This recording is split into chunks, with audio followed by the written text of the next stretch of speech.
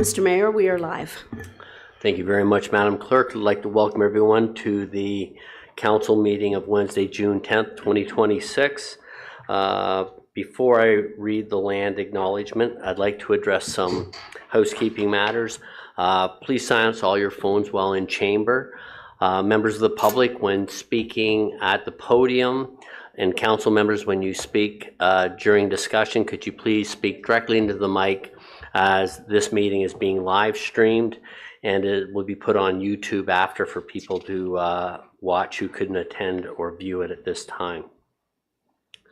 The Township of Oro-Medonte acknowledges that we are situated on the traditional land of the Anishinaabe people and ancestral territory of the Huron-Wendat. The Anishinaabe include the Odawa, the Ojibwe, and the Potawatomi nations, collectively known as the Three Fires Confederacy. It continues today as the home for diverse Indigenous peoples, including the historic Métis community in Penetanguishene. The Anishinaabe people continue to have an enduring relationship with this land, specifically the Chippewas of Rama First Nations, the Chippewa Tri-Council, and the Williams Treaties First Nations. The Huron-Wendat Nation also continues to pay respect and protect their ancestors and heritage on this land. We honor the Indigenous history and culture that has thrived for millennia in this territory and the treaties that bind us together as partners in the spirit of a shared, sustainable, and prosperous future. We are all treaty people. Our commitment begins with acknowledging the truth so that we can move forward towards reconciliation. Miigwech. Madam Clerk, may we have a draft motion to adopt the agenda, please? Moved by Clark, seconded by Lavoie. Be it resolved that the agenda for the council meeting of Wednesday, June 10th, 2026 be received and adopted as amended to add the following. 4F, Dylan Flannery, Director of Operations and Community Services, a position plan, procedure, criteria, or instruction to be applied to any negotiations related to the municipality. 1922, 1926, Warminster Side Road. 11F, OCS 2026-06, Justin Matris, Manager of Infrastructure and Capital Projects, re-expropriation of land, 1922, 1926, Warminster Side Road update. 17B, a bylaw to approve an application to expropriate land, permanent easement for municipal drainage works. Thank you very much, Madam Clerk. Everyone, I'll call the vote. All in favor? And that is carried. May we have a motion to go past 4 hours if necessary? Moved by Young, seconded by Bard. Be it resolved that Rule 14.20A, as per the procedural bylaw number 2023-043, be suspended in order to allow the meeting to proceed past the 4-hour adjournment requirement if necessary. All in favor? That is carried. May we have a motion to go into closed session, Madam Clerk? Moved by Lavoie, seconded by Bard. Be it resolved that we do now go into closed session at 3:04 p.m. to discuss education and training of members in accordance with Section 239, 3.1 of the Municipal Act 2001 as amended, on governance, security of municipal property, personal matters about an identifiable individual, 1645 Line 3 North, acquisition disposition of land, 245 Penetanguishene Road, a position plan, procedure, criteria, or instruction to be applied to any negotiations related to the municipality. 1922, 1926, Warminster Side Road. All in favor? That is carried. We'll see everyone in closed, and we will be back and open by 4 p.m. For those watching at home.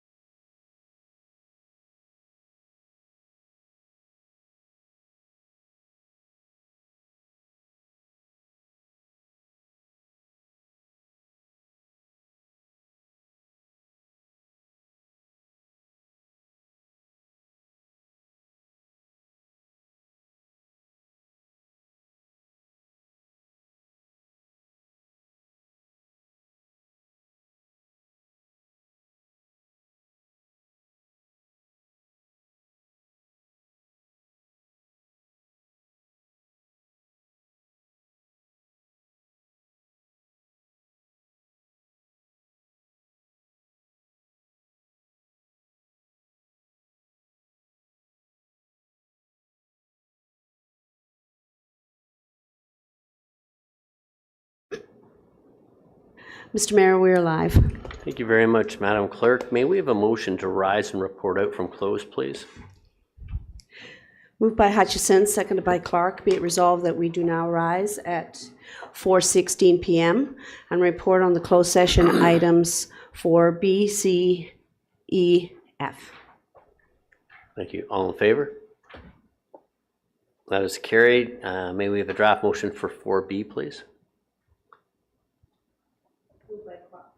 Moved by Clark, seconded by Lavoie. Be it resolved that the confidential presentation provided by Sean Binns, Chief Administrative Officer, and Terry Geddes, re-education and training of members in accordance with Section 239, 3.1 of the Municipal Act 2001 as amended, governance be received.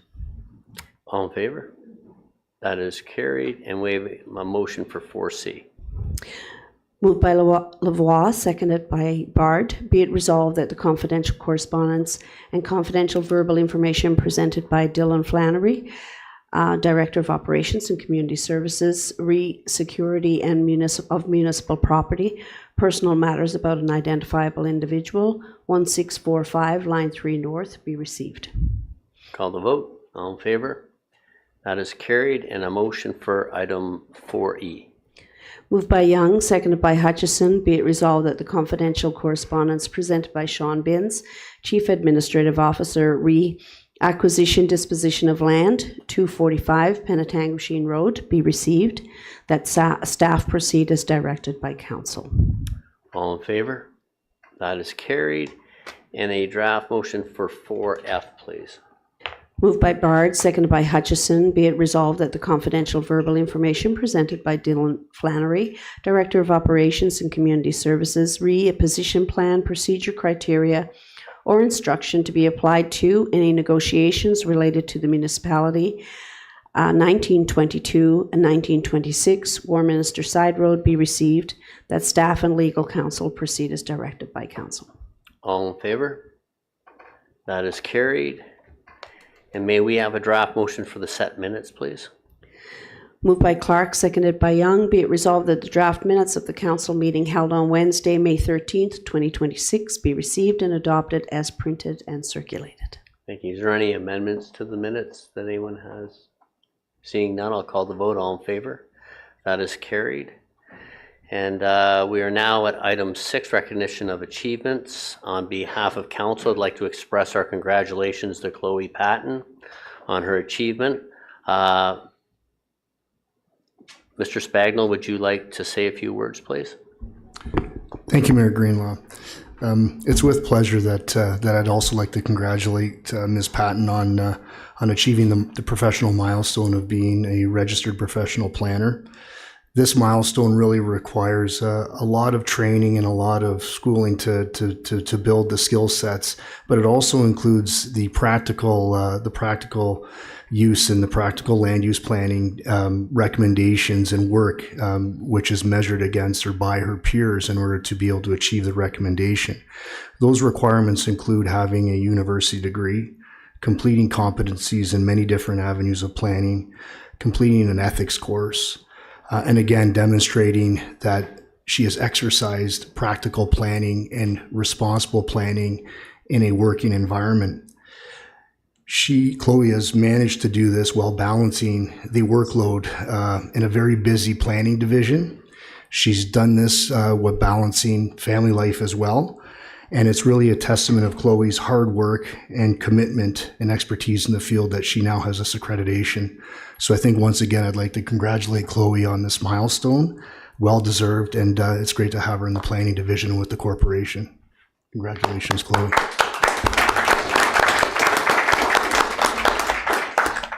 So similar to the Academy Awards, if you'd like to say a speech, you're welcome to it this time. Thank you, Brent. I just wanted to say thank you to council and staff for the recognition and the support while I accomplished it, and I appreciate it all. Thank you. Thank you, Chloe. It's kind of, I had a one of the applicants was before you a few weeks ago, phoned me up and said, even though she was frustrated, so she goes, but she's such a pleasant, joyful person to speak with. So I appreciate the positive attitude that you take with even some challenging files that come before you, because it reflects well, and I think it helps with the whole process. So congratulations and thank you for everything you've done. Okay, so Madam Clerk, do we have a motion regarding the draft motion on the recognition, please? Yes. Moved by Hutchison, seconded by Lavoie. Be it resolved that Chloe Patton, intermediate planner, be recognized, achievement of registered professional planner designation and being a full member of the Ontario Professional Planners Institute. All in favor? And that is carried. Unanimously, yes. The deputy would like that marked unanimously. I would. Okay, so we'll now move on to item 7. We have no public meetings this week, although there is one tomorrow night. You're welcome to attend. So we're at 8 on the agenda, deputations, presentations. I'd like to welcome Megan Wilkinson from the Aurelia Public Library. If you'd like to come, Megan, just adjust the mic so that you're speaking in the end.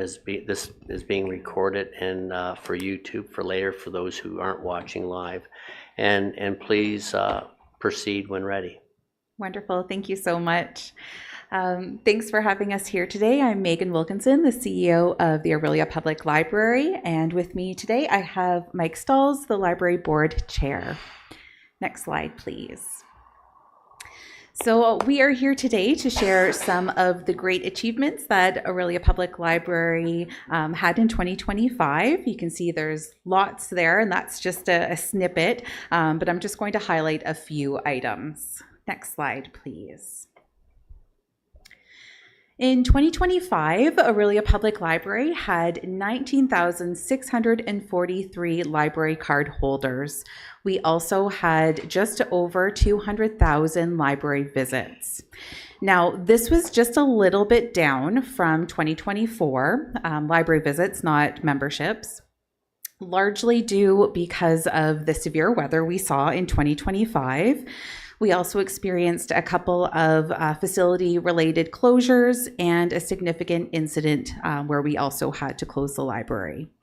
So in 2025, that accumulated to about 7.5 days of closures, which was unprecedented for us. That also accounts for between 5,000 and 7,000 visitors. So we were a little bit down from past years. Now 2026, so the weather has seemed to be a little bit challenging in the winter. It's still better than 2025, so we're already seeing increases from last year. Next slide, please. So similar to visits, our physical items were also down just a little bit because of those closures, but also because of a community-led initiative where we moved from 2 automatic renewals to 1 automatic renewal to make items more accessible in the library. So that changed that borrower's number. One item that didn't go down but went up were digital borrows, which can be done in the comfort of your own home. So steadily we've seen year over year that number increasing, which can be a bit of a challenge for public libraries because digital books tend to be more expensive than physical books due to licensing costs. Next slide, please. So our programs continue to bring our community members into the library. Last year, we saw more than 41,000 program attendees, which is a pretty amazing number. So programs are so essential for early learning, social and community connection, and personal and educational growth. One really interesting thing that we have noticed with our adult programs, we're seeing a lot of individual adults coming to our programs and connecting with other individuals and making friends and coming to future programs together. This is really important because we know as adults, making friends is really difficult, and it also helps to address the loneliness epidemic that we're seeing in our communities. As always, our TD Summer Reading Club was a success with 661 unique youth and children participants. This program is so important to our community as it bridges that summer slump that happens during the summer months when kids are out of school. It also helps to foster a love of reading because we really encourage kids to read whatever they want to read, whatever they're interested in. And then we help with reading comprehension because part of the program involves kids talking about what they're reading. Next slide, please. We've been really fortunate to be able to partner with several attractions and parks in Ontario to offer family passes that can be checked out at the library. And this provides a really cost-effective family outing. In 2025, we added Royal Ontario Museum passes to our collection, which was very exciting. Next slide, please. Two programs of note include a New Year's Eve party for families. This brought in more than 250 participants. And the event included interactive STEAM activities and a balloon drop. The other program of note was a new to us young writers workshop, which included an intergenerational aspect where the youth involved wrote letters to the retirement home. And that was really well enjoyed by the youth and the residents. Youth were also able to explore different forms of writing, which culminated in a zine of their own work, which was very exciting for them to see at the end. Next slide, please. Accessibility was a focus for us in 2025. We added Wonder Books, which are books that are accompanied with audio to our collection for early readers. We also replaced and upgraded our accessible computer, one, to make it more accessible, but also to enhance the overall user experience. Next slide, please. We fostered two important community connections. The first, we joined the Food Strategy Council so that we were able to provide the library perspective to this important food insecurity matter, but also to participate and partner with education and advocacy initiatives as well. We also joined the Information Aurelia Board to help strengthen that partnership with an essential community service. Next slide, please. So weather in 2025 was challenging. Like most organizations, we also had to close when our power was out for several days. Once our power was reinstated, though, library staff eagerly came back to work because we really were an additional place in our community to offer a space to warm up, to charge devices, and to access internet, many of which people in our community were without during that time. Next slide, please. So a very busy one and an important one. So the Ontario Library Service, in partnership with, this is a mouthful, the Northern Ontario Research and Development Institute of Knowledge, created a process for converting the social return of individual libraries, something that is typically intangible, with a dollar amount. The process takes into consideration the individual library statistics and unique community factors such as size, distance to a large city center, and prevalence of low-income households. Through this tool, OPL's economic benefit to residents is over $22 million. For every dollar invested in OPL, Aurelia receives $7.70 of economic benefit. For every open hour, the community benefits by $4,109.14. The benefit to Oro-Medonte residents would be much higher, as this takes into consideration Aurelia numbers, which is how the toolkit works. So we really appreciate your time in listening to some of our achievements, and we are very happy to answer any questions you may have. Okay. Thank you very much, Ms. Wilkins. Is it Wilkinson? Wilkinson. Okay, sorry, I'll get that straight. So, council, I'll open the floor for any questions or comments to Ms. Wilkinson. Well, I want to say one thing. You know what? Thank you very much for all the great work you do at the Aurelia Library, because the library's become a much bigger venue than just a place to go check out books for a week or 2 weeks. I can't remember when. 4 weeks now. Wow.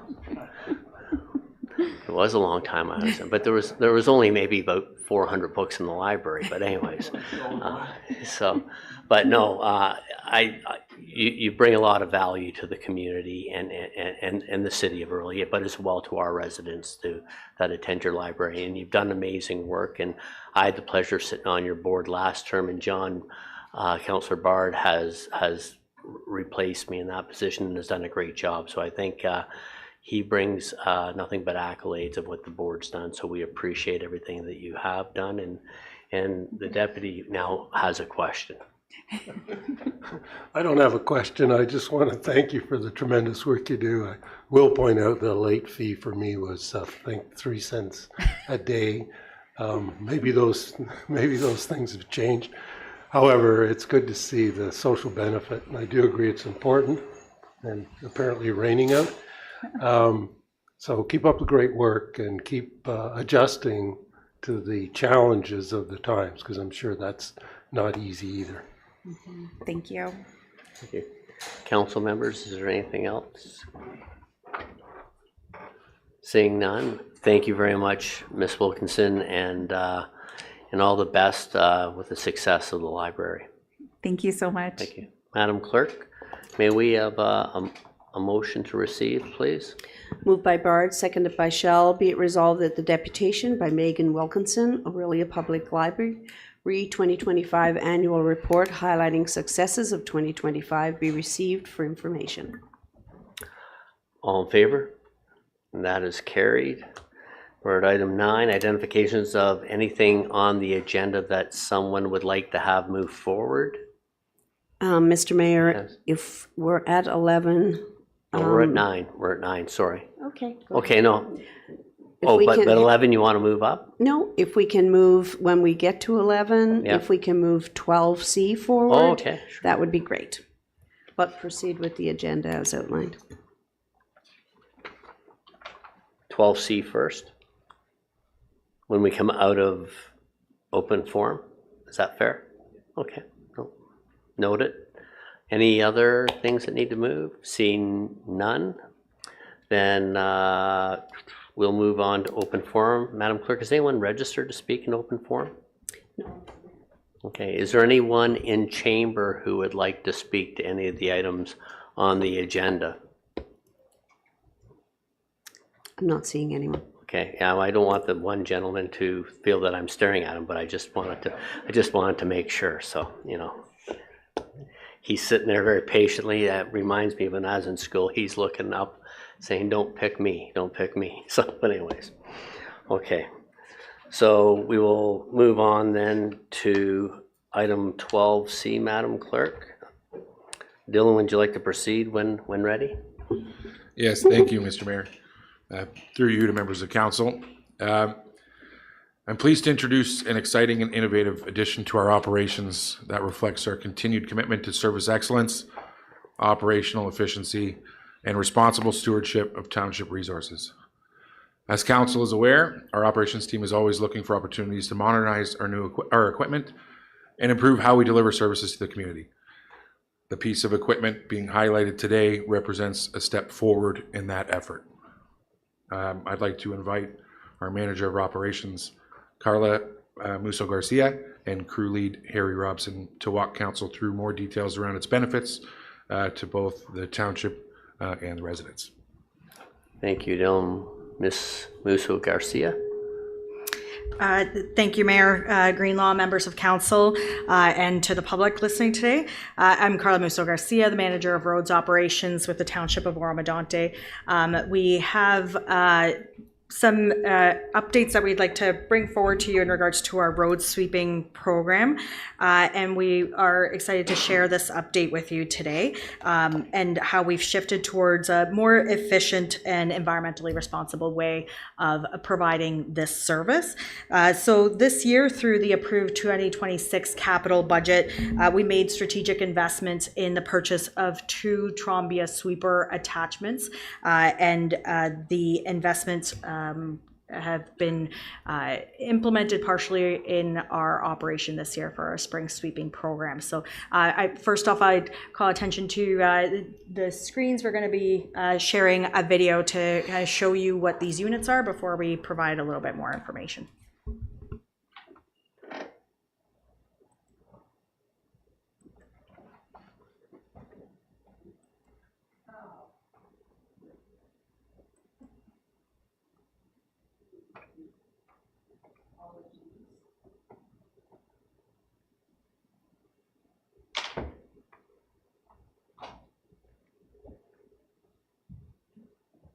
Mr. Mayor, while we're setting up the slideshow, are all of council microphones off? Mine's on.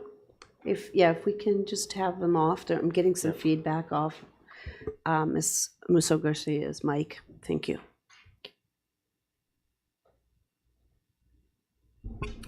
While the video's getting set up, I can kind of continue on in regards to these units. So these units that we purchased at a cost of approximately $128,000 each, in comparison to a traditional vacuum sweeper that would be typically purchased with its own cab and chassis. Those are typically in the range of $700,000. So this is a significant reduction in a capital cost investment from the township. But if we want to represent or show you the representation of the significant reduction of the capital cost, is actually showing great response with our operating costs as well, and in many ways improving the service level that for our sweeping program. So I'm not sure, Donna, can we try? There we go.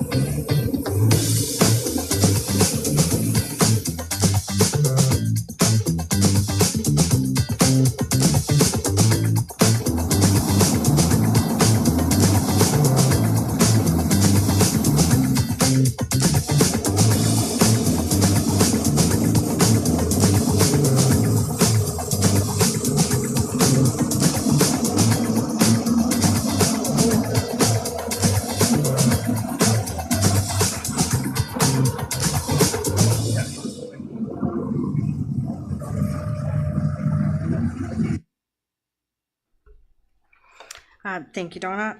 So these units, I can take you back to 2019 and 2021 when we purchased our capital of our loaders. We made an investment at that time, and as part of our fleet optimization, we discussed using these pieces of equipment, kind of as Swiss Army knives, and being able to use them for various things. So a loader is no longer just a loader. It is being used for multiple service delivery throughout our operation.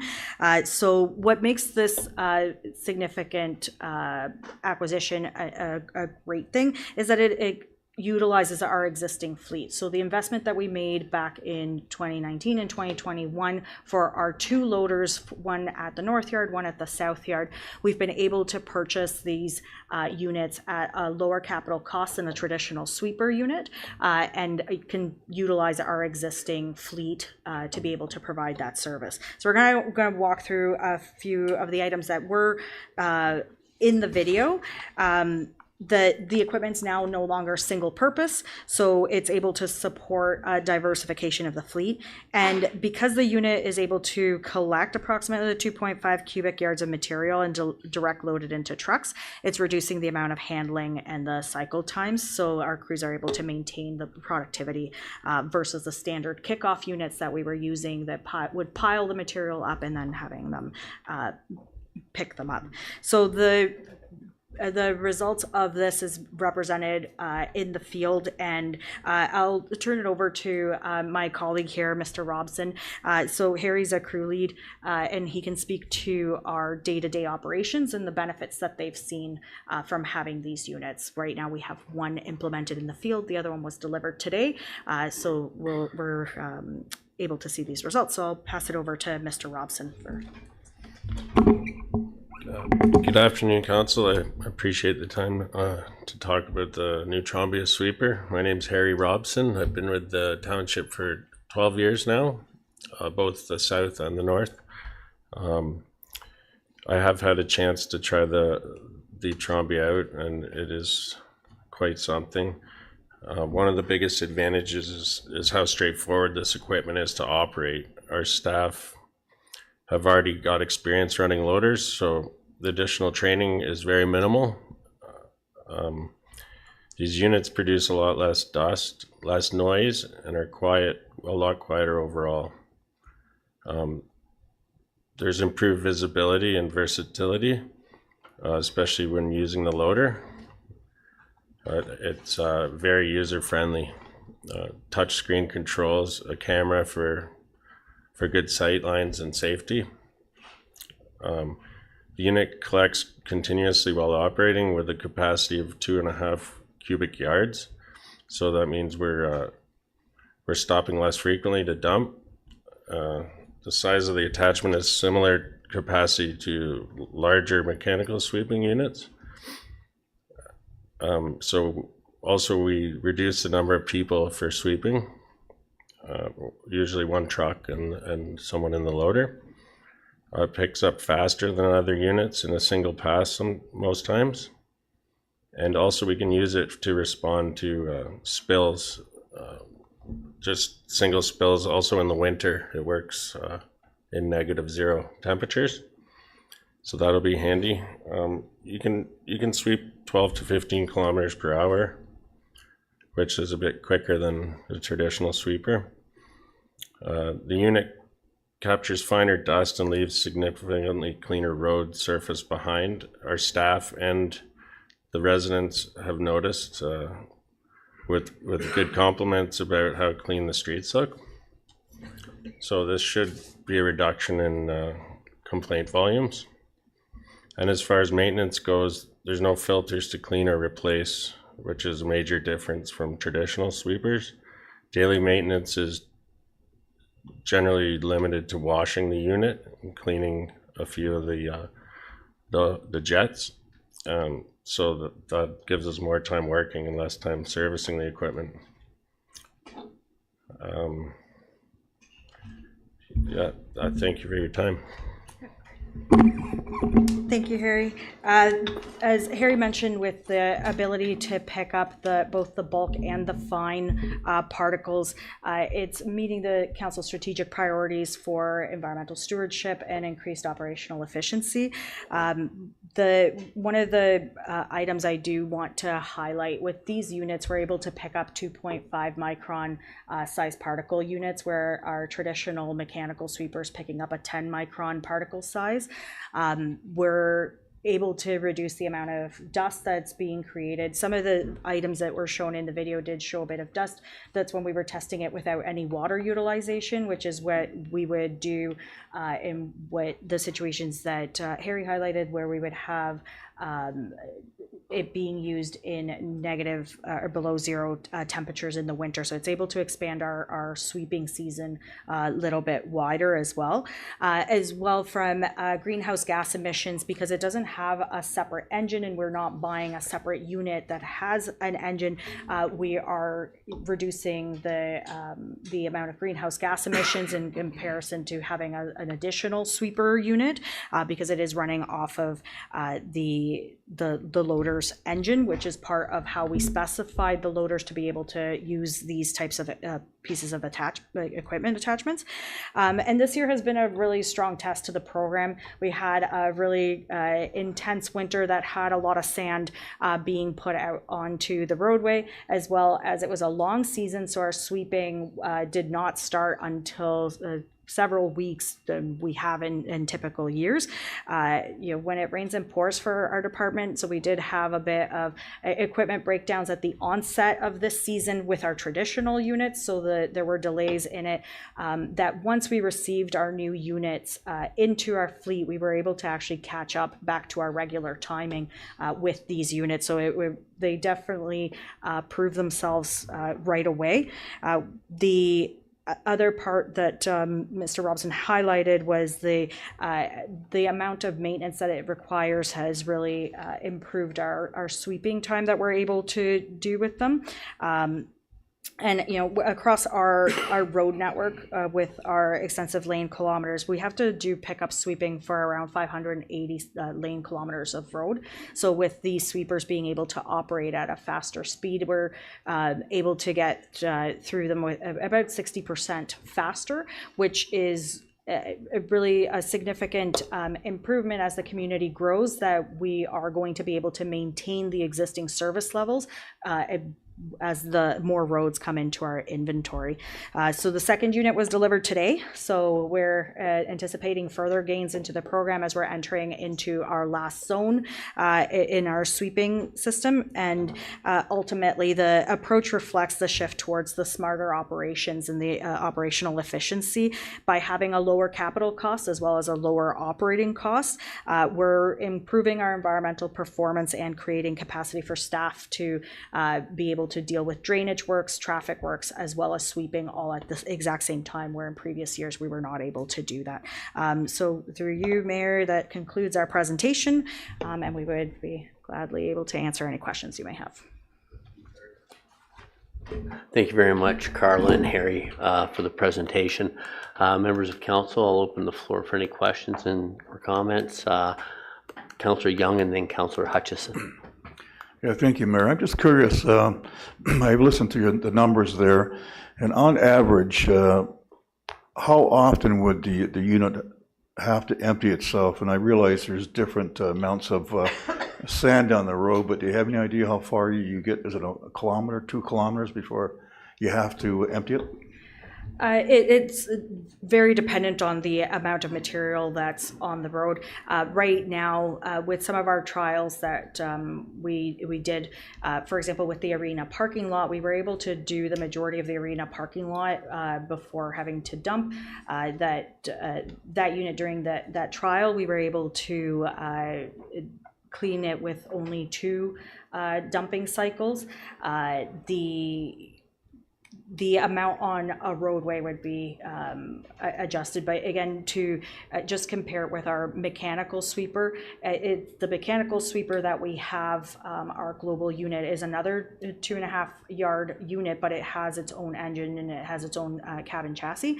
However, that also, in order to be able to fill the amount, we would have to travel the same roadway multiple times in order to be able to pick up the same amount of sand.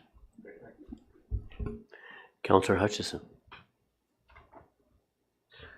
Thank you, through you, Mayor Greenlaw. Just more of a comment or compliment. I think probably my ward has the most sort of residential streets in a compact area, and each year I've received complaints about the sweeping, and this year the phone calls I was getting was, well, when's the sweeper going to come and take care of the beachfront in front of my house? And we would have a good laugh. But any calls I did get, and I did get an email just this week, people were extremely complimentary of the excellent job that was done. So I just wanted to please pass that on to your staff as well. Thank you. Thank you. Councillor Schell. Yes, thank you, Mayor Greenlaw, through you. Do you anticipate any issues in the future with the road salt and sand mix that you're speaking of being able to pick that up during the winter months? Through you, Mayor Greenlaw, to Councillor Schell, the unit would not be out in the winter for sand pickup for our traditional sand program. In the winter would be more where we're being called in for spills action, where we've had vehicle accidents that traditionally we would be able to only pick up with a straight up mechanical unit. This unit has it's cyclone that creates a bit of a vacuum, so we're able to send it out in the winter season. So we wouldn't be doing our traditional sweeping program during the winter months. Okay, perfect, thank you. Any other questions? Seeing none, well, if nothing else, you've got a great year to test out the new equipment, because we likely, because of the winter we had significant amounts of sand. But you know what? At the end of the day, we want to make sure our roads are safe, and your department does a great job in maintaining them. So it's all good. Any other questions? Seeing none, Madam Clerk, could we have a motion, please, to receive? Mr. Mayor, it is part of item 12, which was for information, and it's grouped together with the other items. However, before we proceed to 11A, I have requested my staff in the background, because it's not just one team member, to confirm whether we have called for pecuniary interest, and it appears we have missed that. So if you could call for that right now, Mr. Mayor, that would be great. For pecuniary interest, I did ask at the beginning of the meeting. I'm pretty sure, but if not, we have reviewed. Better safe than sorry. Thank you, Mr. Mayor. God knows we're sorry now and then. So, but definitely, does anyone have any pecuniary interest on the agenda items at this time? I don't see any, but if we find out that we are in a situation where it is a pecuniary interest, please declare it at that time. Okay, thank you. Best that we err on the side of caution. Oh, hey, we can go back and cover a couple of things over that maybe we're not. I'm just kidding you. So, anyways, can we now that we'll go back to reports of municipal officers, 11A. Could we have a draft motion read for Shannon, and then we'll go to the presentation? Yep. Okay. Moved by Young, seconded by Lavoie. Be it resolved that FI 2026-06, Shannon Johnson, Director of Finance, Chief Financial Officer, overview of investment governance and strategic direction on investment approach be received and adopted. That Council receive the presentation by Terry Cheney, Senior Portfolio Manager, the Madison Group of RBC Dominion Securities, for information purposes only, acknowledging that the presentation does not constitute a procurement process, comparative evaluation, or recommendation regarding the selection of investment providers or investment structures.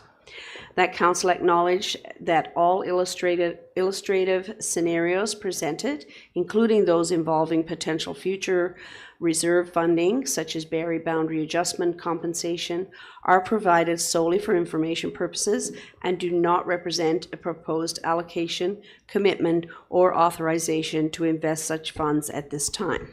That Council directs staff to bring forward a subsequent report on July 15th, 2026, outlining on a neutral and comparative basis investment framework options, including prudent investor approaches available to Ontario municipalities, governance responsibilities, risk and liquidity considerations, and illustrative implementation models prior to Council considering any decision regarding the investment or additional reserve funding.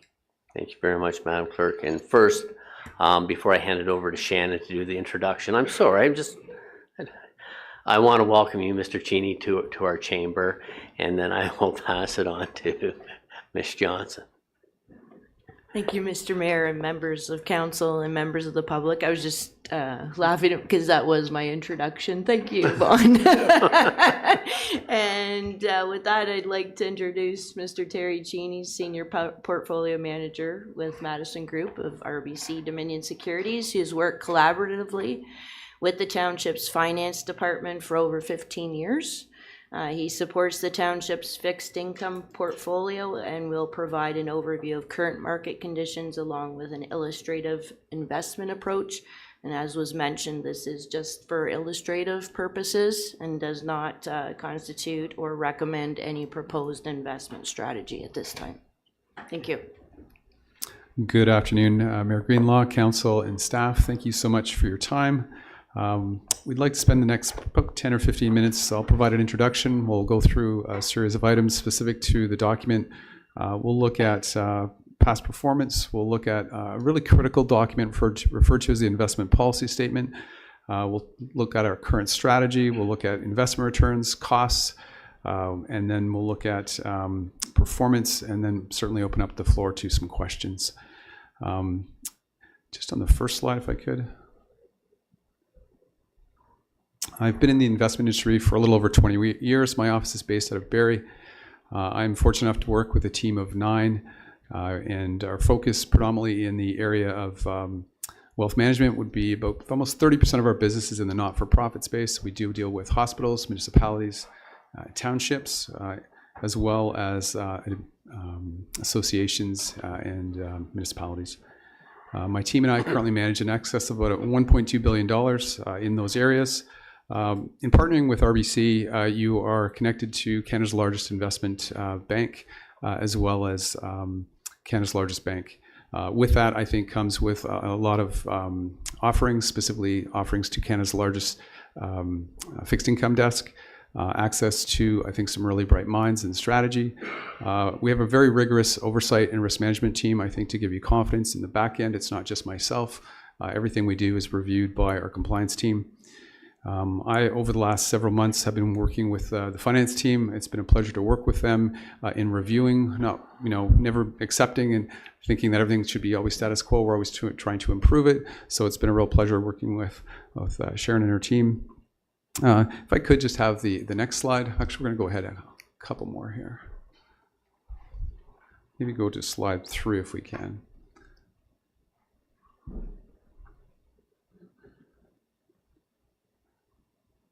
Oh, sorry, it's really slow. Okay, let's go one more. Slide 3 speaks to, as I mentioned, a very critical, important document that was developed back in around May 2011. The investment policy statement is really the critical framework that was put in place to administer and manage these funds. We act not in a fiduciary capacity. That is my main role. These assets, though, we're taking the same kind of care and prudence that we would as a fiduciary. But the purpose of this document then is to really detail the main goals and objectives, the time horizon that we are looking at. It speaks to how we allocate capital between cash and fixed income instruments. It speaks to how often we rebalance. Most important, it speaks to a very, very important document referred to as Regulation 4397. This is a document we'll spend some time on in a moment. It spells out the kinds of investments or restrictions, if you will, that are placed upon us. Very, very critical for you to know that. High level, it talks about our costs. Costs are important. Obviously, lower fees are better, especially in this type of structure where we're dealing with fixed income instruments. And then finally, the reporting and rebalancing that was sent to the Finance Committee. Next slide, please. There we go.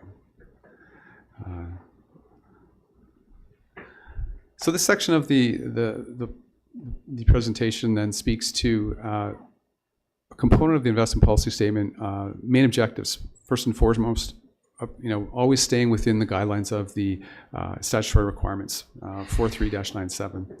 Preservation of capital. In other words, do not lose money. We're running a fixed income strategy. There shouldn't be a case where we see that. How we're able to do that is in all the investments we own, everything is segregated, means you physically own all the securities. We're not going out and pooling your assets with other municipalities. You physically own these. If we buy a bond that's 10 years in term and the price of it changes, on maturity we get back all of our capital. But in the meantime, we could see some price fluctuations. Very, very important distinction. Maintaining annual liquidity, this is critical, as well as income generation. Every asset we invest in will create a cash flow throughout the year. Over time, we want this pool of capital to grow. Our time horizon is medium term, between 1 and 10 years. Next slide, please.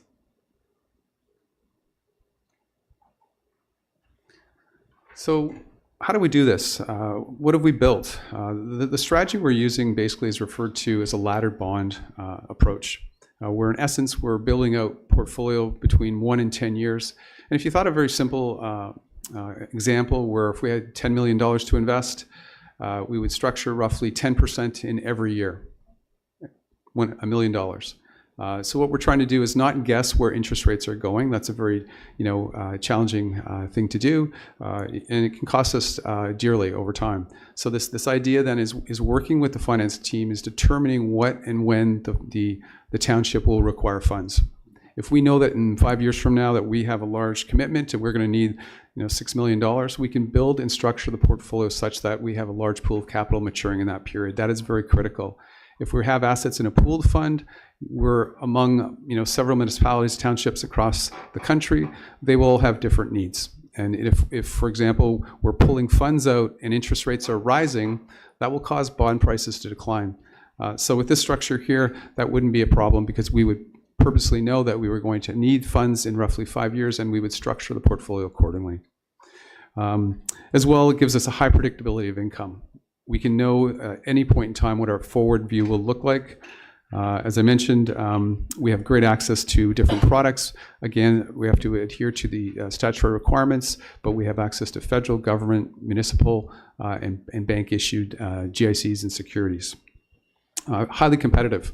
Our cost structure versus a managed product, you're looking at about 25 basis points versus 40. Again, I can't stress this enough. When we're looking at instruments that are only yielding 3.5% to 4%, they've been as high as 5% in the last 4 years. An extra 20, 30 basis points compounds over time. So that's where I think we come in very, very cost competitive there. This strategy also minimizes investment risk. As I mentioned earlier, we're not trying to guess where the Bank of Canada is going at any one time. I'll mention this in a moment. We're dealing with a great deal of inflation right now, high energy costs. That's translating into higher interest rates at the long end of the curve, a 10-year period. We're seeing those yields rise. And what's happening is then bond prices are dropping accordingly. You can see some losses occurring in some of these short-term bond funds in the last 3 months specifically. And this, of course, allows us to be very well diversified across all the various investment securities that we have access to. If we have the next slide, please.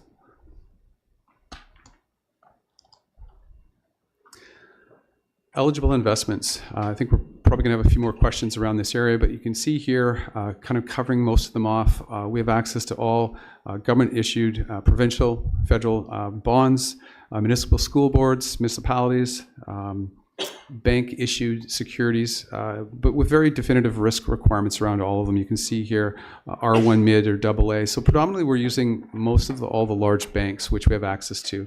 Even though we have access to over probably 30 different GIC issuers, in most cases here, we're probably looking at the big six, 7 banks when we're looking at these securities predominantly. If I could look at the next slide, please. Put this together with the management team and finance, just to give you an idea, and again, not a recommendation at this time, but if we were to look to add roughly another $11.5 million of funds to the existing portfolio, you can see here we've essentially structured the portfolio such that there'd be about $800,000 maturing in each instrument. In some years will be slightly overweight, but it gives you a good idea of some of the institutions that we're working with, Bank of Montreal, Royal Bank. You can see some provincial bonds out around 2034, 2036. So again, we're physically owning these. We're not going out and just packaging them up with all of other clients. This is something that's purposely built for the township.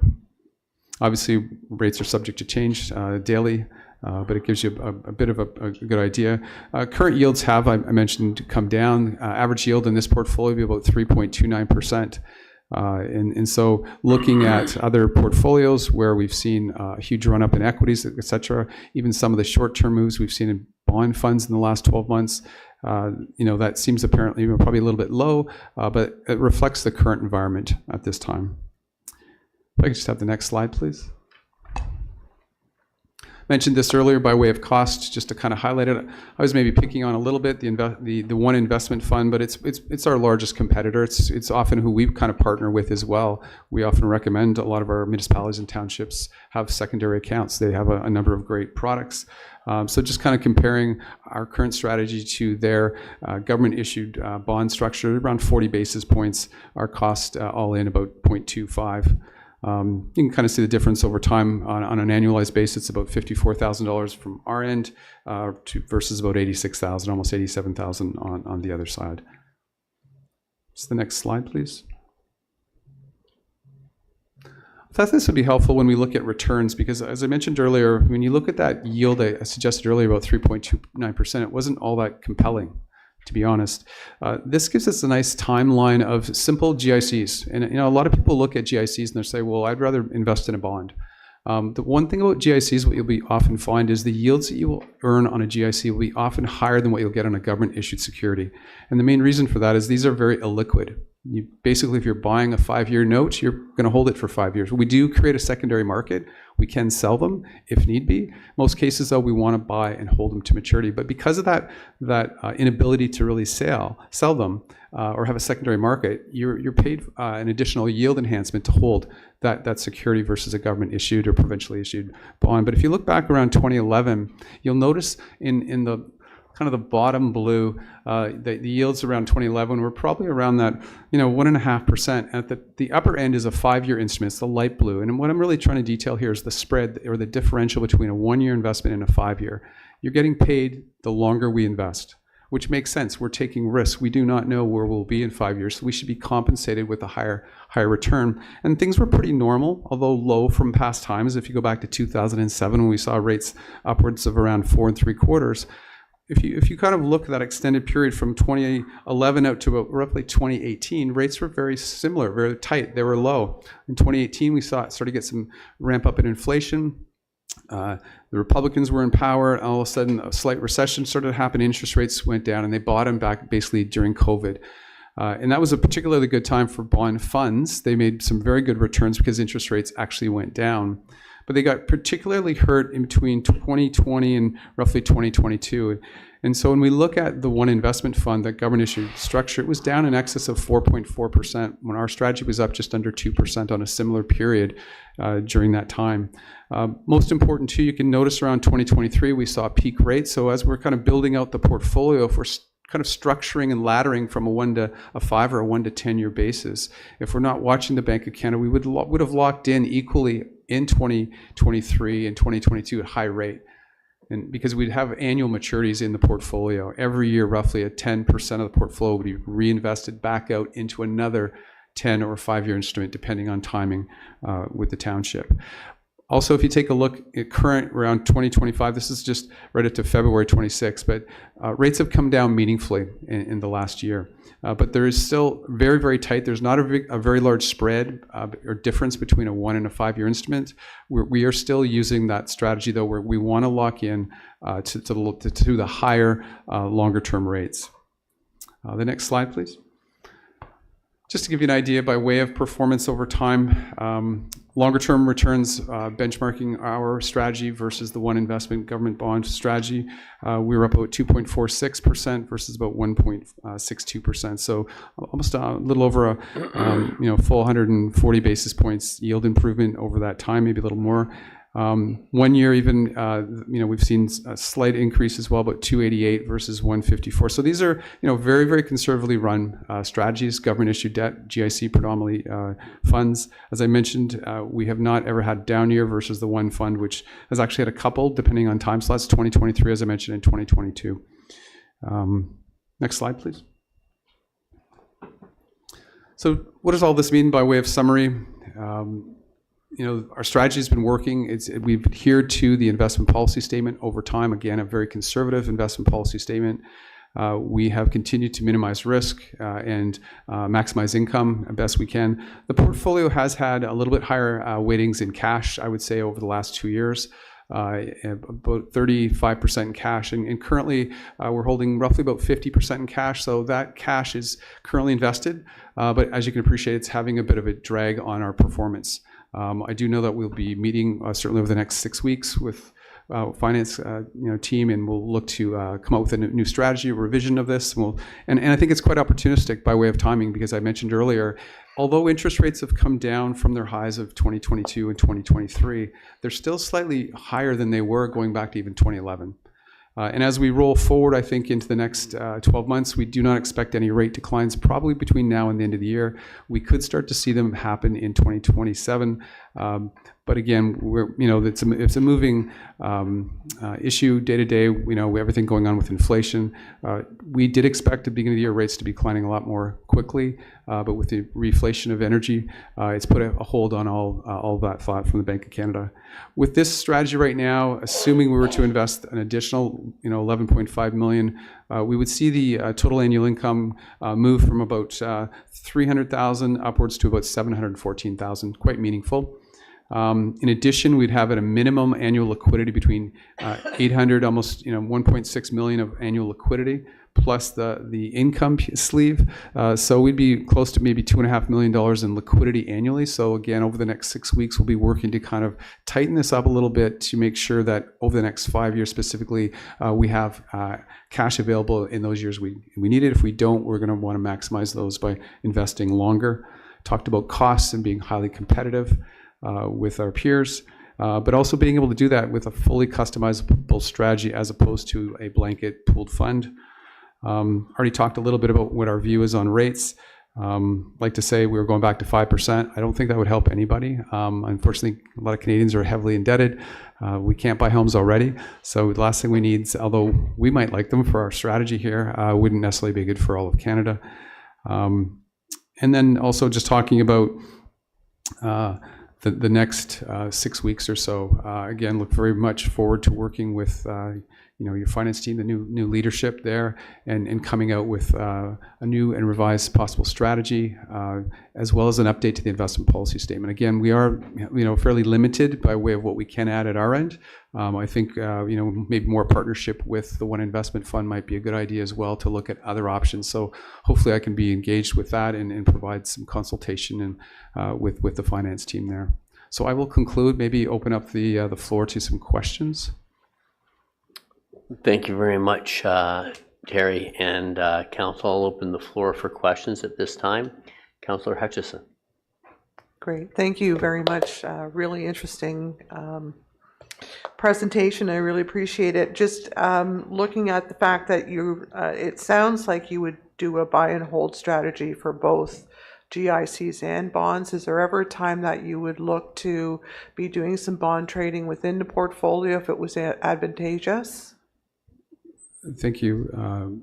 Yes, there will be times where we will get into a period, for example, even right now, when we look at these strategies, for as much as we put them together just only a week ago, we have kind of overweighted a shorter term, about a 5-year period, as opposed to generally would go at a 10-year period.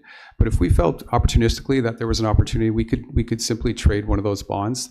Even the GICs we can trade, but generally I think that the GICs I'd most likely see us holding and then trade around some of the federal longer term. Like we're looking at some 2036 bonds here. They're pretty attractive yields, upwards close to 4%, 390, 389, 410. So some of those I think would be opportunistic. If we saw a change in everything going on in the Middle East, we could actually see long-term bond yields normalize even in the next 3 to 6 months, which to your point would be pretty opportunistic to sell. Supplemental? And so a supplemental, the Trade Commission would say it stay the same as Yes. the original buy? Okay, thank you. Any other questions? Seeing none, thank you very much, Mr. Chesney, for your presentation. And I also have to extend an apology to Ms. Johnson for letting Yvonne steal the thunder of her introduction. But it's okay, Madam Chair. I would allow you to come in and call the next or read the next motion, but I don't think it's technically allowed. So we will try to make it up at a later date in some way. And thank you, by the way, for all the great work you and your department are doing. Okay, so council, everyone's heard the motion, so I'll call the vote. All in favor? And that is carried. We're now at item 11B. May we have a draft motion, Madam Clerk, for 11B? Moved by Shell, seconded by Hutchison. Be it resolved that DS 2026-074, Brent Spagnell, Director Development Services, Official Plan, Non-Decision Employment Lands, Section 23, Planning Act request be received and adopted. That the Ministry of Municipal Affairs and Housing be requested to support a Section 23 Minister's Order to designate lands as delineated in Schedule 1 to this report and to facilitate the establishment of the employment area designation in the Township's official plan. That the County of Simcoe be notified of the Township's request for a Section 23 Minister's Order, and that support from the county be requested and introduced to County Council at its June 23rd, 2026 meeting. That staff be directed to collaborate with the Ministry of Municipal Affairs and Housing, and that the County of Simcoe to provide the necessary materials to facilitate the request for a Section 23 Minister's Order. Thank you very much, Madam Clerk. Mr. Spagnell, would you like to provide summary comments in regards to this matter, please? Thank you, Mayor Greenlaw. Really the purpose of the report is, and the intent is to really bring on and designate employment lands within the municipality, which follows the township's strategic goals. As part of the official plan update process, there was lands that were left, or that a decision was held in abeyance with the County of Simcoe. The reason for that non-decision of those lands was to provide the opportunity for staff and county staff to talk about ways to bring those lands forward for adoption through the township's official plan, but also to consider the county official plan. As a result of some discussions with ministry staff, the county, the Section 23 of the Planning Act was identified as a potential lever to obtain adoption at the county level and the township level through a ministerial order from the minister. And really the recommendation and the resolution before council is to provide staff with the ability to continue to discuss options and facilitate the designation of those employment lands in both the county official plan and the township official plan. Subject to those discussions, there would be the need for additional reporting to council. This is the initial step to start moving towards preparing the work and coordinating with the county and the ministry officials. Thank you. Thank you very much, Mr. Spagnell. Now open the floor for questions or comments by members of council. Deputy Mayor Lavoie. Yeah, I'd just like to applaud the ongoing work of of staff and the planning department in moving this very important portfolio forward on behalf of the township. Obviously, diversifying our tax base is crucial to non-reliance on, as much as we do, on residential taxpayers. And hopefully after this somewhat lengthy delay in terms of getting these lands freed up for the purpose, that will benefit all members and create a more complete community, as the ministry likes to talk about. It would be helpful in that regard, and I mean, Mr. Spagnell would like to comment. Yes. So thanks again. Through you, Mayor Greenlaw, to Deputy Mayor Lavoie, thank you for the compliments, but I think there should be some compliment to other departments that have been involved in this process: economic development, CAO Binns' office. So this is a team-oriented approach which requires everybody to contribute. It's just through this planning arm that it's being vetted through. But thank you. No, thank you very much, Deputy Mayor and Mr. Spagnell, and I echo your comments, Mr. Spagnell. Everything seems to be a team effort at this municipality, which is a good thing. But we are getting close to hopefully getting these employment lands released so that we can move forward. Councillor Schell. Yes, thank you, Mayor Greenlaw. Through you to Mr. Spagnell, and for the public's sake, is there a possibility of seeing that on slides so that the public can have a look at it again, for those who don't know what we're talking about here?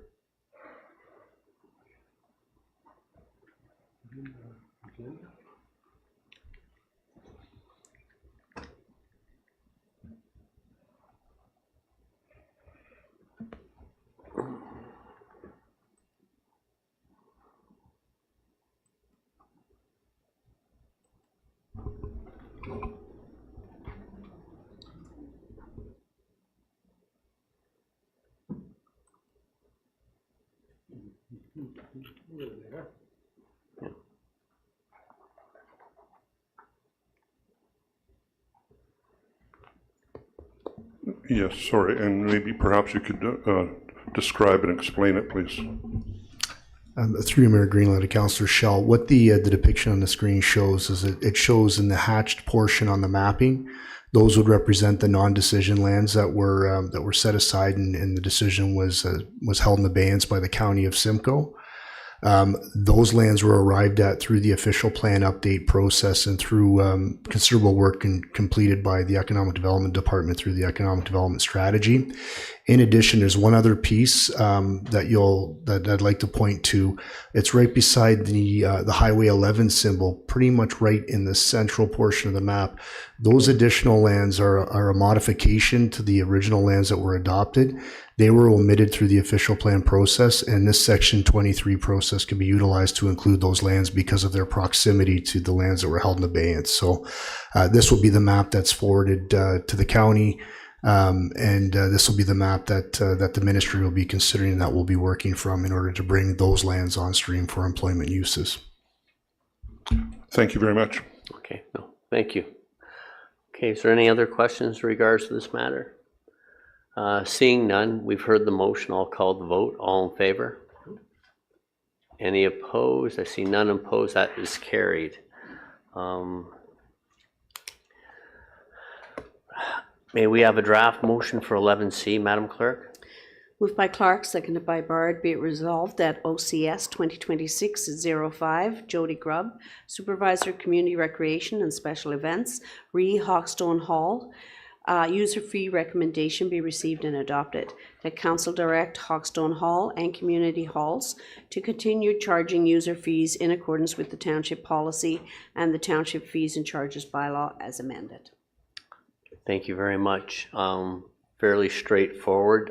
Ms. Grubb, if you want to speak to it, you can, or if you just want to answer any questions from the council members, I'll leave that up to you. Thank you, Mr. Mayor, through you to council. Essentially, in January, we were asked to review a few long-time group rentals that we're renting at the Hawkstone Hall. Staff did meet with the hall board members to assess the operational, financial, and risk management implications. Maintaining the current structure supports the financial sustainability of the township facilities, ensuring fairness and transparency, and it aligns with the existing council-approved policy. As a result, we do recommend denying the fee reduction request and continuing to charge in accordance with the fees and charges bylaw. Thank you very much, Ms. Grubb. And I believe, this is in order to have consistency amongst all halls. And I did attend the meeting of all boards, and that seemed to be quite evident that they were in agreement with keeping things as is. Although I do also want to say there are other options that the township provides if people want to have more autonomy to matters such as this, which would be a lease agreement where they could lease the hall, and then it would give them the autonomy to work under their own conditions versus the regulated conditions set forth by the township. Mr. Flannery, did you want to add anything to this as well, or have we covered it off? Or no, thank you, Mr. Mayor. I think you've covered it pretty well. Thanks. Okay, so is there any other questions or comment from members of council in regards to this matter? Seeing none, we've heard the motion. I'll call the vote. All in favor? And that is carried. We are now at item 11D.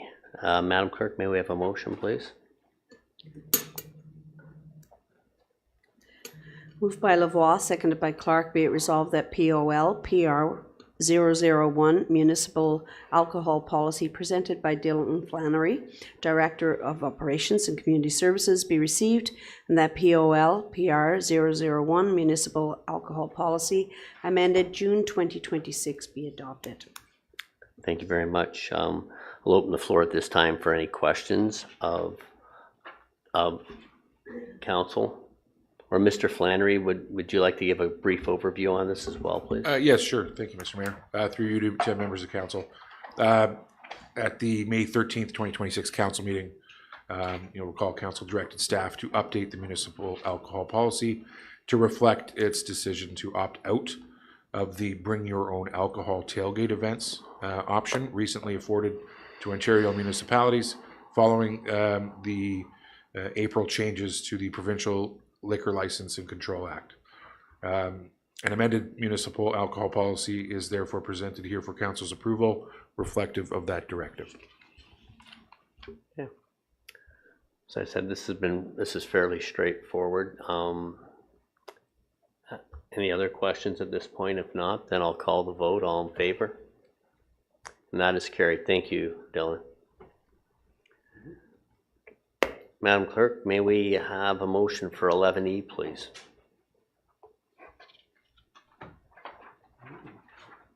Moved by Bard, seconded by Shell. Be it resolved that CS 2026-06, Jeanette Teeter, Supervisor Clerk's Services, Deputy Clerk, Oro-Medonte Citizen of the Year, Ontario Senior of the Year Award, Advisory Committee, establishment of committee mandate and guidelines be received and adopted.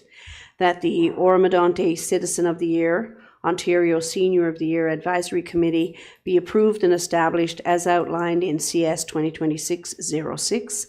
That the appropriate bylaw be brought forward for council's consideration. That the group members be thanked under the mayor's signature for their contribution and commitment over the years, and that staff proceed accordingly. Thank you very much, Madam Clerk. Is there anything you'd like to add to this at this time? No, I believe the report speaks for itself. No. Ms. Teeter is here to address any questions that the committee may have, or the council may have. Thank you very much, Madam Clerk. Council members, did you have any questions for Ms. Teeter on this item? Seeing none, then I'll call the vote. All in favor? Any opposed? There's none opposed. That is carried, and thank you very much, Ms. Teeter, for making yourself available to answer any questions.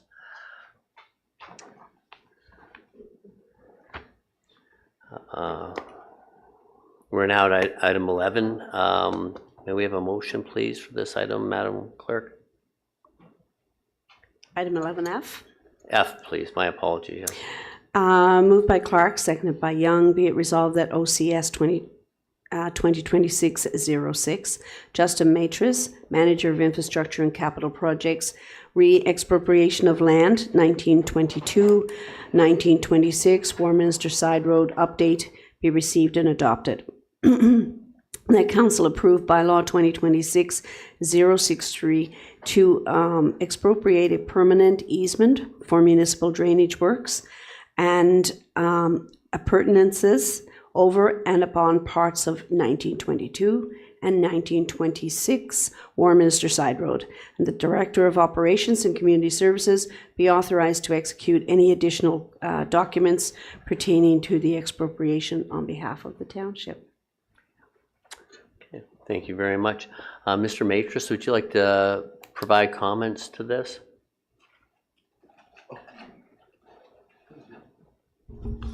Through you, Your Worship. Yes, we've been working through the procedures of the expropriation process, trying to obtain the easement over 1922 and 1926 Warminster Side Road.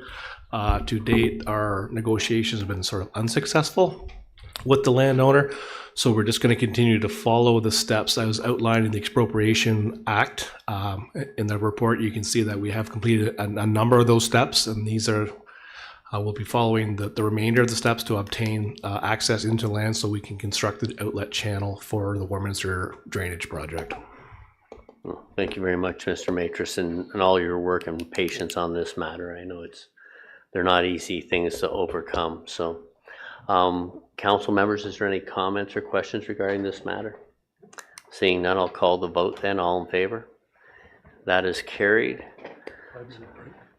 Okay, and Madam Clerk, we're going to, if possible, if everyone would allow us, council's asked if they could have a 5-minute break. Okay. It's a team request. It's a team request. We're doing it as a team. Mr. Mayor, the meeting is yours. Okay. If Oh, no, council it's not. wishes to It's have a it's break, we ours. will. It's ours. That's right. So, anyway, so we'll take a 5-minute break, and we will be back shortly in 5 minutes.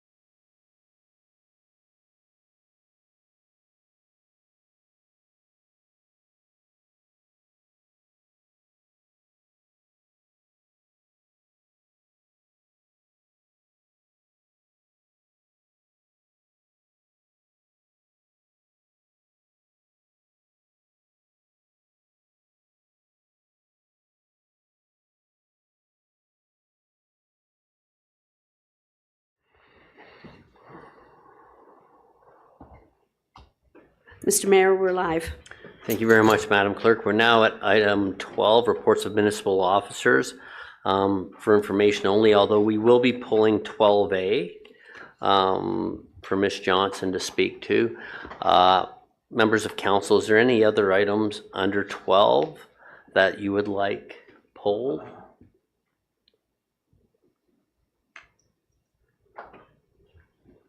Seeing none, I'll just ask Kelly and Yvonne, the items under you, would you like to speak to any of the items that were under your?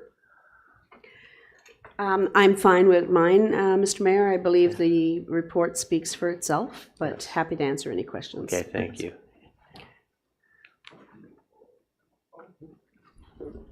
Yeah, sorry, and Kelly, were you just here to answer questions? Is that what you? I am here to answer questions. Thank you, Mr. Mayor. Thank you. And Councillor Schell, is there something else you'd like pulled? When it's appropriate, I'd like to speak to the to 12E. 12E. Okay. Then if you would like to, we can discuss that now if you'd like, and then we'll go, and then we can pass those, and then we'll go back to Ms. Johnson. Sure, thank you. Regarding the accessibility plan and the communications surrounding the upcoming municipal election, first and foremost, I believe it needs to be stated clearly and prominently that any eligible voter is welcome to attend a voter help center and cast their ballot in person using township-provided voting equipment. That message should be unmistakable. Many residents may not realize that they can vote at a voter help center even if they do not require assistance. Some residents may be uncomfortable voting on their own devices. They may not have reliable internet access. They may have concerns about technology, or they may simply prefer to vote at a township location. So they should know from the outset that they are welcome to do so. My concern is that the current messaging is not consistent. On the township election website, the wording states that voters who have not received a voter information letter and or require assistance can attend a voter help center.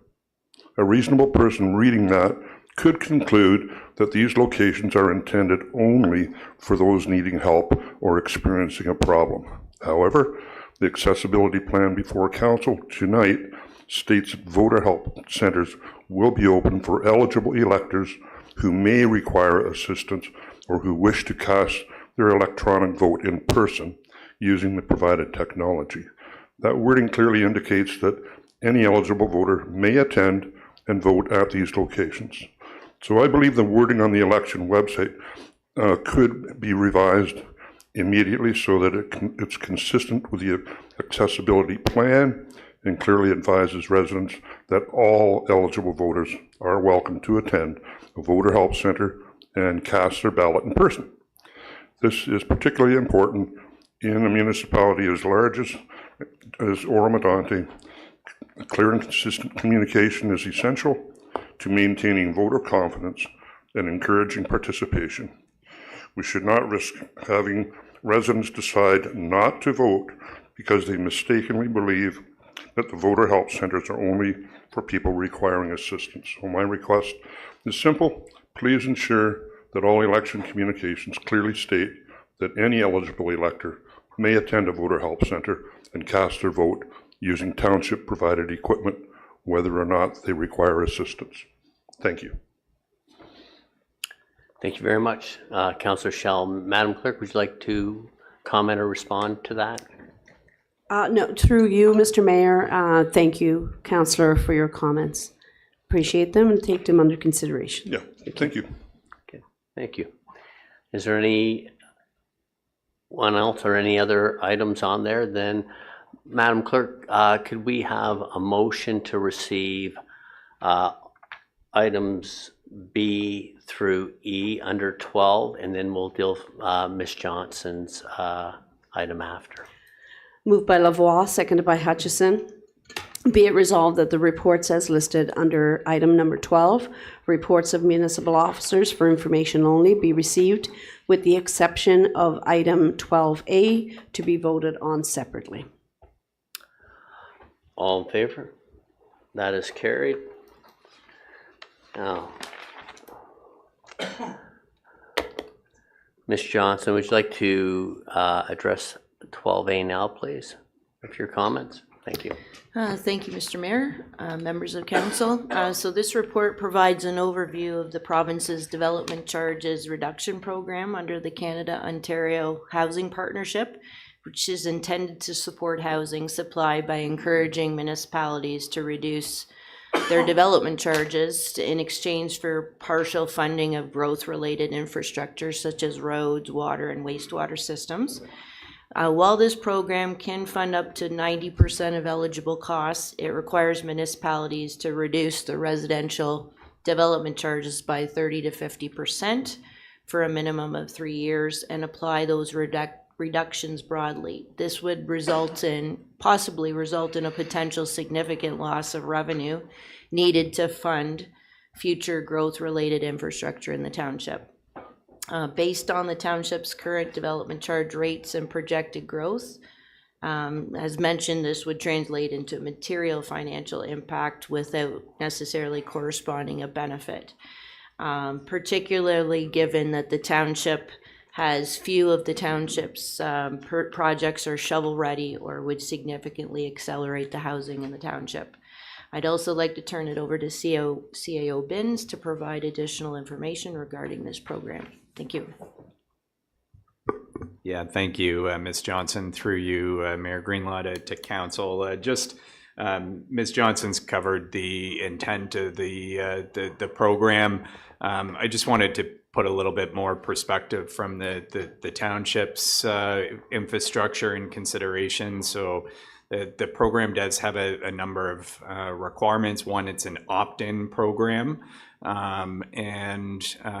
Projects do need to be shovel ready. They need to be listed in our DC, our development charges bylaw and schedule, and they need to enable and support the growth of housing. The Association of Municipalities of Ontario have been doing a lot of work on this, that really the intent of the funding program is to offset the losses that would be there through the DC reduction. When you look at the type of projects across the township's growth needs, it's really a number of small projects that are geared around facilities and fleet acquisition. And I think, as council is aware, a lot of our developments are small developments and have small water and wastewater systems that are the responsibility of the developer to construct, and therefore we don't plan for those infrastructure improvements. If we were in a different spot, having completed the growth management strategy, identifying how we would grow and have a master servicing study and have advanced engineering, we'd be in a much different position. So it just doesn't make, so this program doesn't make sense for municipalities like the township of Oro-Medonte that really don't have high density and those servicing requirements to support high density. I did mention the Association of Municipalities of Ontario, and they've really been advocating for fair and equitable access to this funding program to upper tiers of government. There has been commitments that those programs will be moving forward. We have crafted the resolution to that end, to receive the correspondence to support the Association of Municipalities of Ontario and their call to access to that program, recognizing the unique housing and infrastructure needs of smaller communities, and reaffirming the commitment of the Township of Oro-Medonte to work with upper levels of government to bring more houses online and reduce the cost of housing. And hopefully there will be those programs coming forward. I will remind council, a number of months ago, there was support through an application that was submitted through the Community Housing Infrastructure Fund to work with the development in Craighurst to expedite some funding there, and we're awaiting an announcement on that, and that would certainly expedite housing supply in Oro-Medonte with the developments in Craighurst. So with that, Mr. Mayor, happy to answer any questions along with Ms. Johnson. Okay, so council members, I'll open the floor now for any questions or comments to Ms. Johnson or Mr. Binns. Deputy Mayor Lavoie. Yes, thank you very much. And thank you for this very thoughtful report and motion. I was going to mention this during the report on County Council. However, I'll make the comment here, which is the County Council has decided to go ahead with it, but they did highlight within their report some significant risks. And I would like to also point out that they have a much larger, near $1 billion budget, so they have a lot more flexibility and resilience to material changes in their position. So I think that's important to recognize. And the risks that they did point out or point to were debt financing, risks to reserve holdings, which would have to be replaced by tax increases.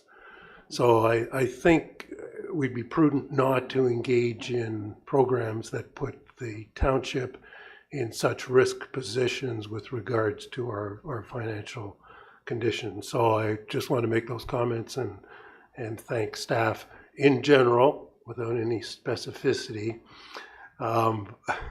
for the work that they've done on this matter. Thank you very much, Deputy Mayor Lavoie. Any other comments or questions regards this? No, and I do agree. It did come up at county, and the concern is because Simcoe County has a lot of rural municipalities that make up its totality. It's a lot of this money will predominantly, these grants and programs will go to the more urbanized centers. And hopefully, because I hear that the province is going to come out, or they are intending to come out with a rural version of this that would be more practical and beneficial to being advantageous to all participants. So, Madam Clerk, may we have the motion to this for this matter, please? Moved by Young, seconded by Bard. Be it resolved that FI 2026-04, Shannon Johnson, Director of Finance, Chief Financial Officer, Canada Ontario Housing Partnership Development Charge Reduction Program, refer to item 14K, and the correspondence regarding the Canada Ontario Partnership to Build be received. That the Township of Oro-Medonte supports the Association of Municipalities of Ontario, AMCTO, in its call for fair and equitable access to the Canada-Ontario Partnership to Build for rural municipalities, including the Township of Oro-Medonte, recognizing the unique housing and infrastructure needs of rural communities. That the Township of Oro-Medonte supports and is committed to working with all levels of government to increase housing supply and reduce the cost of housing for residents. And that MP Doug Shipley, MPP Doug Downey, and MPP Jill Dunlop be advised of Council's position under the Mayor's signature. Thank you very much, Madam Clerk. I'm just thinking, is there anyone else that should be added to that list to be copied on this communication? Minister. Like, is the Minister of Housing and Municipal Affairs, should they not be a part of that?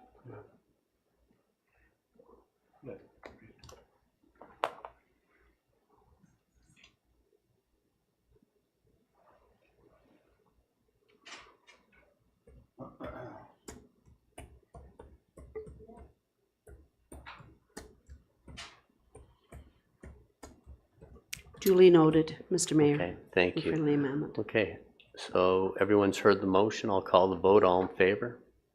And that is carried.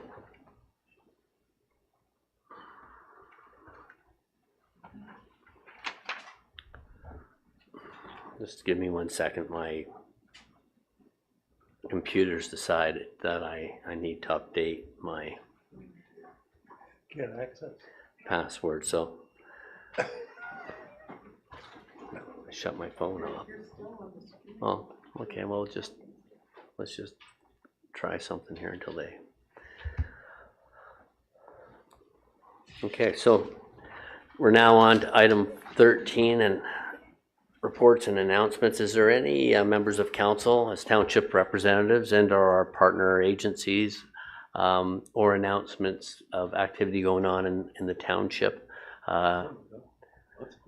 We'll start with Councillor Hutchison, then Councillor Bard, and then Councillor Schell. Great, thank you, Mayor Greenlaw. Through you, I just wanted to make the public aware that I've been working with Matt Stoner of the OPP and Curtis Shelswell from our bylaw department, and there will be a OPP town hall scheduled for next Tuesday evening at 6 p.m. At the Simcoe Woods Community Center, specifically related to off-road vehicle and ATV safety. I'm waiting for some communication materials from OPP to be able to, well, they're going to send them directly to the township to get that out on social media. Thank you. Thank you very much. Councillor Bard? Thank you, Mr. Mayor, through you, and just to some members of the Chamber of Commerce to remind them that our AGM next Tuesday evening as well. Thanks. Thank you. Councillor Schell? Yes, thank you, Mayor. Through you to council and to the public. On a positive note, 2 weeks ago I was driving down my concession road, which is a busy one, and there was a township work truck on the side of the road. And they were working away, and it was set up pretty busy. They had everything all set up properly, to stop the traffic from running into them. And while they were working, and I stopped because the driver was getting out of the door, and I moved over, and so we got a chance to speak. And I said, "What are you guys doing? It looks like you're spraying," because they had the spray cans on the sides. No, we're fixing mailboxes. I said, right on. You guys knock them down and then you put them back up. Good for you. So there you go, everybody. Township's putting things back together again. Okay. Perfect. Thank you. Deputy Mayor Lavoie. Thank you very much. Just a couple of items from County Council. They put out their own social media and web announcements. First of all, there was a very interesting proposal by a couple of younger entrepreneurs to develop a golf range over an old incinerator landfill in Collingwood, which seemed like a rather entrepreneurial use of lands that would otherwise not be useful. So just something you can read up if you like. On a very important note, I think, because they were here a couple of weeks ago, the Canadian Federation of University Women made a presentation at County Council with regard to intimate partner violence. We heard the presentation here. It's a very significant matter. And one thing they did point out was that one of the reasons they weren't getting traction with the province was that the province wanted them to use the term endemic as opposed to epidemic. And the term endemic means something that has a normal level of expected outcome. I think coming with that term comes the anticipation of acceptance. And I think that's what's ultimately not acceptable to the parties giving the presentation. So having said that, the County Council did pass a motion that will be sent to all municipalities in support of the motion as well that we did send out. It'll go to all MPPs, and it will also go to the Premier in particular. So thank you very much. Okay, thank you very much, Deputy Mayor. Is there anyone else? Well, just a couple things. One is the LSRCA last meeting, they appointed CAO Baldwin and Deputy Chair Claire Ripma to be part of the transition team that all CAs have been asked to have 2 representatives come forward to be part of the transition to deal with the amalgamation of the CAs. So, I think we've put some very good people in that position to move forward. And there is a lot of heavy lifting for the individuals from all CAs that get put into that onto that kind of committee or team. So there's a lot of work, and I will update you as I get updated from them on where and how that's going to evolve. And then just another quick local thing that I want to point out is this weekend is the annual men's ball tournament at the Vasey Park. So if you'd like to come out and watch some good fastball with a lot of local teams participating, it's at the Vasey Community Park all weekend. So is there anybody else who has anything at this point? Seeing none, we will move on to the consent agenda. Is there anything that anyone would like to have polled for council consideration or change from staff recommendations?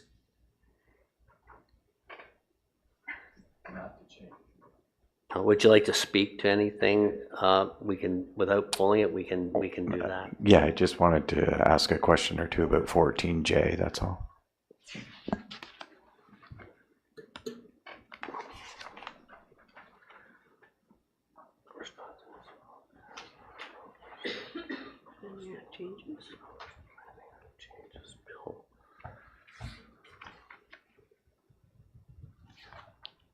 Mr. Mayor, I'm just reading it. I didn't memorize the agenda, so I apologize. No, that's okay. I was going to read it for the public if you Okay, wish. yeah, no, that'd be fantastic. Thank you.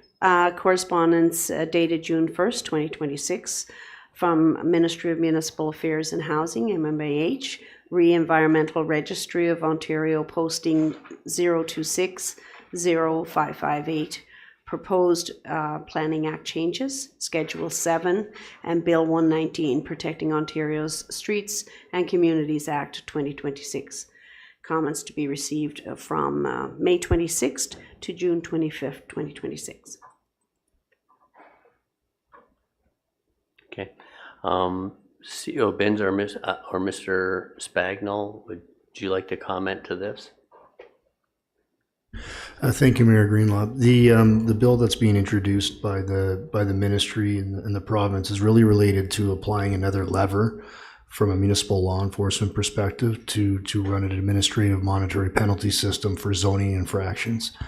What that really does entail is similar to the AMPS program that the municipality has in place now, where if there's a zoning infraction, the municipality can implore monetary penalty fines to anybody who is not complying with the zoning bylaw. So it's another lever from municipal law enforcement to try to obtain compliance through those monetary penalty notices that can be issued. There may be the need, if this is brought into effect, to update the current administrative monetary penalty system, and that would ultimately require a report to council if this legislation comes into effect. Okay, thank you very much. Supplemental? Yeah, thank you, Mr. Mayor. So I guess just maybe two things. One, if you could give me an example of a situation where this would apply, and would you expect that our policies are fairly parallel to this, or would there be changes that you might anticipate, and would we be commenting on this with any questions? Through Mayor Greenlaw to Councillor Bard, I think the extent to which we would extend our bylaw, we'd have to take a closer look at it through a subsequent staff report just to determine how that change might occur.